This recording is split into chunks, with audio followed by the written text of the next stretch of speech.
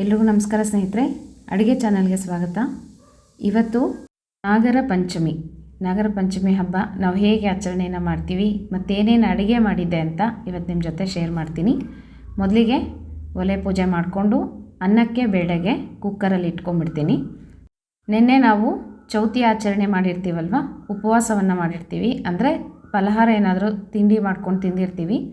ಇಡ್ಲಿ ಮಾಡಿದ್ದೆ ಅಂತ ಹೇಳಿದ್ದೆ ನಿಮಗೆ ಆಧ್ಯಾತ್ಮವಾಣಿ ಚಾನಲಲ್ಲಿ. ಹಾಗಾಗಿ ಇವತ್ತು ಬೇಗನೆ ಅಡುಗೆ ಮಾಡಿ ನಾಗಪ್ಪನಿಗೆ ನೈವೇದ್ಯ ಮಾಡಬೇಕು, ಬೆಲ್ಲದ ಹಾಲನ್ನು ಹಾಕಬೇಕು. ಹಾಗಾಗಿ ಬೆಳಗ್ಗೆ ಬೇಗನೆ ಎದ್ದು 4 ಗಂಟೆಗೇ ಎದ್ದಿದ್ದೆ ಸ್ನೇಹಿತರೆ. ಹಾಗಾಗಿ ಅಡುಗೆ ಮಾಡಿಕೊಂಡು ಮೊದಲಿಗೆ ಚಾತುರ್ಮಾಸದ್ದು ವ್ರತದ ಅಡುಗೆಯನ್ನು ಮಾಡಿ ನಾಗಪ್ಪನಿಗೆ ಪೂಜೆ ನೈವೇದ್ಯ ಎಲ್ಲ ಆದಮೇಲೆ ನಾನು ಮಾಮೂಲಿ ಅಡುಗೆಯನ್ನು ಸ್ವಲ್ಪ ಮಾಡಿದ್ದೀನಿ. ಎಲ್ಲನೂ ನಿಮ್ಮ ಜೊತೆ ಶೇರ್ ಮಾಡ್ಕೊತೀನಿ. ಒಂದು ಕಡೆ ಕುಕ್ಕರ್ಗೆ ಅನ್ನಕ್ಕೆ ಮತ್ತು ಬೇಳೆಗೆ ಇಟ್ಟಿದ್ದೀನಿ. ಈ ಕಡೆ ಗೋಧಿ ನುಚ್ಚನ್ನು ತೊಳಿತಾ ಇದ್ದೀನಿ. ಗೋಧಿ ನುಚ್ಚಿಂದು ಪಾಯಸ ಮಾಡ್ತಾಯಿದ್ದೀನಿ. ಇವತ್ತು ತುಂಬ ಶ್ರೇಷ್ಠ, ಇದನ್ನು ಮಾಡಬೇಕು. ಹಾಗಾಗಿ ನೋಡಿರಿ, ಗೋಧಿ ನುಚ್ಚು ಒಂದು ಸಲ ಚೆನ್ನಾಗಿ ತೊಳ್ಕೊಂಡ್ಬಿಟ್ಟು, ಗೋಧಿ ಕಡಿ ಅಂತಲೂ ಅಂತಾರೆ, ನುಚ್ಚು ಅಂತಲೂ ಅಂತಾರೆ, ಕಡೆ ಬೇಯೋದಕ್ಕೆ ಇಟ್ಟಿದ್ದೀನಿ. ಮತ್ತು ಹೊರಗಡೆ ಎಲ್ಲ ರಂಗೋಲಿ ಹಾಕ್ಕೊಂಡು ಬಂದೆ. ನೋಡ್ತಾ ಇದ್ದೀರಲ್ವ, ನಾಗಪ್ಪನ ಬರೀತೀವಿ ಇವತ್ತು. ವಾಪಸ್ ಹೊರಗಡೆ ಹೋಗೋ ಥರ ಬರೆಯೋದು, ನೆನ್ನೆ ಒಳಗಡೆ ಬರೋ ಥರ ಬರೀಬೇಕು ರಂಗೋಲಿಯಿಂದ. ಮತ್ತು ಇಲ್ಲಿ ಸ್ವಲ್ಪ ಗೋಧಿ ನುಚ್ಚು ಬೆಂದಿದೆ, ಇನ್ನೊಂದು ಸ್ವಲ್ಪ ಬೇಯಲಿ. ಆಮೇಲೆ ಇದಕ್ಕೆ ಬೆಲ್ಲವನ್ನು ಸೇರಿಸ್ಬೇಕು. ರುಚಿಗೆ ಎಷ್ಟೋ ನೋಡಿಕೊಂಡು ಬೆಲ್ಲವನ್ನು ಹಾಕೋಬೇಕು ಸಿಹಿಗೆ. ಹೀಗೆ ಬೆಲ್ಲ ಹಾಕಿ ಚೆನ್ನಾಗಿ ಕಲಿಸ್ಕೊಂಬಿಟ್ಟು ಇನ್ನೊಂದು ರೌಂಡ್ ಕುದಿಬೇಕು, ಬೆಲ್ಲ ಎಲ್ಲ ಕರಗಬೇಕು. ಒಂದೊಂದು ಸಲ ಕುಕ್ಕರಲ್ಲೂ ಇಡ್ಬೋದು ಸ್ನೇಹಿತರೆ, ಬೇಗನೆ ಆಗಬೇಕು ಅಂದರೆ ಹಾಗೇನೂ ಸಹ ಇಡ್ಬೋದು. ನೋಡಿರಿ, ಈ ಥರ ಚೆನ್ನಾಗಿ ಬೇಯಬೇಕು. ಗೋಧಿ ನುಚ್ಚು ಸ್ವಲ್ಪ ಬೇಯೋದಕ್ಕೆ ಟೈಮ್ ತೊಗೊಳುತ್ತೆ. ಮತ್ತು ಇದಕ್ಕೆ ಹಾಲನ್ನು ಹಾಕೋದು. ನೋಡಿರಿ, ಪಾಯಸ ರೆಡಿ ಆಯಿತು. ಇದು ನೈವೇದ್ಯಕ್ಕೆ. ಮತ್ತು ಇದಕ್ಕೆ ಏಲಕ್ಕಿ ಏನೂ ಬರೋದಿಲ್ಲ ಅಂತ ಹೇಳಿದ್ದೆ ನಿಮಗೆ, ವ್ರತ ಇದೆಯಲ್ಲ. ಈಗ ಚಿತ್ರಾನ್ನ ಕಲಿಸ್ತಾ ಇದ್ದೀನಿ ನೈವೇದ್ಯಕ್ಕಾಗಿ. ಸ್ವಲ್ಪ ಜೀರಿಗೆ ಹಾಕ್ಕೊಂಡು ಎಣ್ಣೆಗೆ ಸ್ವಲ್ಪ ಕಡಲೆ ಬೀಜ ಹುರಿತಾ ಇದ್ದೀನಿ. ಈ ಕಡೆ ಒಂಚೂರು ಒಗ್ಗರಣೆ ತೆಕ್ಕೊಂಡ್ಬಿಟ್ರೆ ಕಟ್ಟು ಮಾಡೋಣ ಅಂತ ಅಂದ್ಕೊಂಡಿದ್ದೀನಿ. ಈಗ ಇದಕ್ಕೆ ಕಡಲೆಬೇಳೆ ಉದ್ದಿನಬೇಳೆ ಹಾಕ್ಕೊಂಡ್ರೆ, ಸ್ವಲ್ಪ ಮೆಣಸು ಜೀರಿಗೆ ಪುಡಿ ಮಾಡಿ ಇಟ್ಟಿದ್ನಲ್ವ ಚಾತುರ್ಮಾಸದ ಅಡುಗೆಯನ್ನು ತೋರಿಸೋವಾಗ ನಿಮಗೆ, ಆ ಪುಡಿಯನ್ನು ಒಂಚೂರು ಹಾಕ್ಕೊಂಡು, ಮತ್ತು ಎಳ್ಳು ಪುಡಿ ಮಾಡಿಟ್ಟಿದ್ವಲ್ಲ, ಎಳ್ಳು ಪುಡಿನೂ ಒಂಚೂರು ಹಾಕ್ಕೊಂಡ್ರೆ ಎಳ್ಳು ಪುಡಿ ಚಿತ್ರಾನ್ನ ರೆಡಿ ಆಗುತ್ತೆ. ತುಂಬ ಸಿಂಪಲ್ಲಾಗಿ ಮಾಡ್ಕೋಬೋದು ಚಾತುರ್ಮಾಸದ ಅಡುಗೆ. ಮತ್ತು ಶೇಷದೇವರ ನೈವೇದ್ಯಕ್ಕೆ ಇದನ್ನೇ ಮಾಡಬೇಕು. ಹಾಗಾಗಿ ನೋಡಿರಿ, ಈಗ ಎಳ್ಳು ಪುಡಿ ಹಾಕಿದೆ. ಇದಿಷ್ಟು ಒಗ್ಗರಣೆ ರೆಡಿ ಆಯಿತು. ಇದಕ್ಕೆ ಅನ್ನ ಹಾಕಿ ಒಂಚೂರು ಉಪ್ಪು ಹಾಕಿ ಕಲಿಸ್ಕೊಂಡ್ಬಿಟ್ರೆ ರೆಡಿ ಆಗುತ್ತೆ. ಪೂಜೆ ಸಹ ಆಗಿದೆ. ಇನ್ನು ಹಾಲೊಂದೇ ಹಾಕಬೇಕು, ಬೆಲ್ಲದ ಹಾಲು. ಇಲ್ಲಿ ಕಟ್ಟು ಕುದಿಯೋದಕ್ಕೆ ಇಟ್ಟಿದ್ದೀನಿ, ಬೇಳೆ ಕಟ್ಟು. ಅದಕ್ಕೊಂದು ಸ್ವಲ್ಪ ಮೆಣಸು ಜೀರಿಗೆ ಪುಡಿ, ಬೆಲ್ಲ, ಉಪ್ಪು ಹಾಕಿದ್ರೆ ಕಟ್ಟು ರೆಡಿ ಆಯಿತು. ಈಗ ಚಿತ್ರಾನ್ನಕ್ಕೆ ಒಗ್ಗರಣೆ ಎಲ್ಲ ಮಾಡಿ ಇಟ್ಕೊಂಡಿದ್ನಲ್ಲ, ಅನ್ನ ಹಾಕೋದು, ಒಂದು ಸ್ವಲ್ಪ ಉಪ್ಪು ಹಾಕಿ ಕಲಿಸ್ಕೊಂಬಿಟ್ರೆ ಎಳ್ಳು ಪುಡಿ ಚಿತ್ರಾನ್ನ ರೆಡಿ. ಇವಾಗ ದೇವರ ನೈವೇದ್ಯಕ್ಕೆ, ಅಂದರೆ ಶೇಷದೇವರ ನೈವೇದ್ಯಕ್ಕೆ ಅನ್ನ, ಚಿತ್ರಾನ್ನ, ಸ್ವಲ್ಪ ಸಪ್ಪನ್ ತವೆ ತೆಗೆದಿದ್ದೆ, ಮತ್ತು ಕಟ್ಟು, ಪಾಯಸ, ಇದಿಷ್ಟು ನೈವೇದ್ಯ ಆಯಿತು. ಮಂಗಳಾರತಿ ಆಯಿತು ದೇವರಿಗೆ. ಇದೆಲ್ಲ ಆದಮೇಲೆ ಮಾಮೂಲಿ ಅಡುಗೆ ಅಂತೂ ಮಾಡಲೇಬೇಕಾಗತ್ತಲ್ವ ಸ್ನೇಹಿತರೆ. ಹಾಗಾಗಿ ಒಂದು ಬಾಣಲಿ ಇಟ್ಕೊಂಡು ಸಾಸಿವೆ ಜೀರಿಗೆ ಒಗ್ಗರಣೆ ಹಾಕಿದ್ದೀನಿ.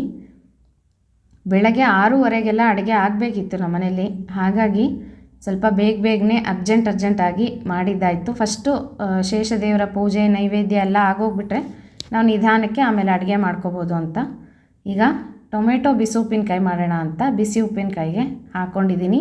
ಟೊಮೆಟೊ ಒಗ್ಗರಣೆಗೆ ಹಾಕಿ ಸ್ವಲ್ಪ ನೀರು ಹಾಕಿ ಅದನ್ನು ಬೇಯೋದಕ್ಕೆ ಬಿಟ್ಬಿಡಬೇಕು. ಒಂಚೂರು ಮೆತ್ತಗಾಯಿತು ಟೊಮೆಟೊ ಅಂದ ತಕ್ಷಣ ರುಚಿಗೆ ತಕ್ಕಷ್ಟು ಉಪ್ಪನ್ನು ಹಾಕೋದು. ಬೆಲ್ಲ ಅಥವಾ ಸಕ್ಕರೆ ಯಾವುದಾದ್ರೂ ಹಾಕೋಬೋದು, ನಿಮ್ಮಿಷ್ಟ.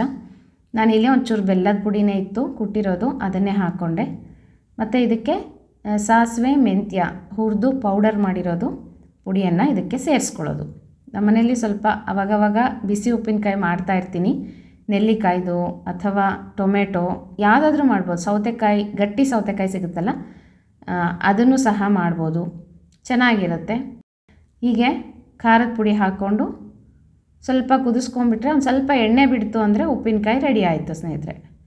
ಈಗ ಒಂದು ಕಡೆ ಸಾರಿಗೆ ಇಟ್ಟಿದ್ದೀನಿ, ನೋಡ್ತಾ ಇದ್ದೀರಲ್ವ. ಕಟ್ಟು ಸ್ವಲ್ಪ ನಾನು ಕಟ್ಟು ಮಾಡಿದ್ದೆಲ್ಲ ಅದು ತೆಕ್ಕೊಂಡಿದ್ದೆ, ಮಿಕ್ಕಿದ್ದು ಸಾರು ಈಗ ತೊವ್ವೆ ಮಾಡ್ತಾಯಿದ್ದೀನಿ, ಮೆಂತ್ಯ ಸೊಪ್ಪಿನ ತೊವ್ವೆ. ಈಗ ಸಾರಿಗೆ ಸಾರಿನ ಪುಡಿ, ಕರಿಬೇವಿನ ಸೊಪ್ಪು, ಕೊತ್ತಂಬರಿ ಎಲ್ಲ ಹಾಕ್ಕೊಂಡು ಬೆಲ್ಲ ಹಾಕ್ಕೊಂಡಿದ್ದೀನಿ. ಒಂಚೂರು ರುಚಿಗೆ ತಕ್ಕಷ್ಟು ಉಪ್ಪು, ಹಾಕ್ಕೊಂಡೆ. ಅದು ಸ್ವಲ್ಪ ಕುದೀಲಿ. ಈ ಕಡೆ ಸಾಸಿವೆ ಜೀರಿಗೆ ಇಂಗು ಹಾಕಿ ಒಗ್ಗರಣೆ ಮಾಡಿಬಿಟ್ಟು ಅದನ್ನು ಒಂಚೂರು ಸಾರಿಗೂ ಕೊಟ್ಕೊಂಡ್ಬಿಟ್ರೆ ಈ ಕಡೆ ಮಿಕ್ಕಿದ್ದು ತವ್ವೆಗೆ ಆಗುತ್ತೆ. ಹೀಗೆ ಅಡ್ಜಸ್ಟ್ ಮಾಡಿಕೊಂಡು ಬೆಳಗ್ಗೆ ಬೇಗನೆ ಅಡುಗೆ ಮಾಡ್ಕೊಂಬಿಡೋದು.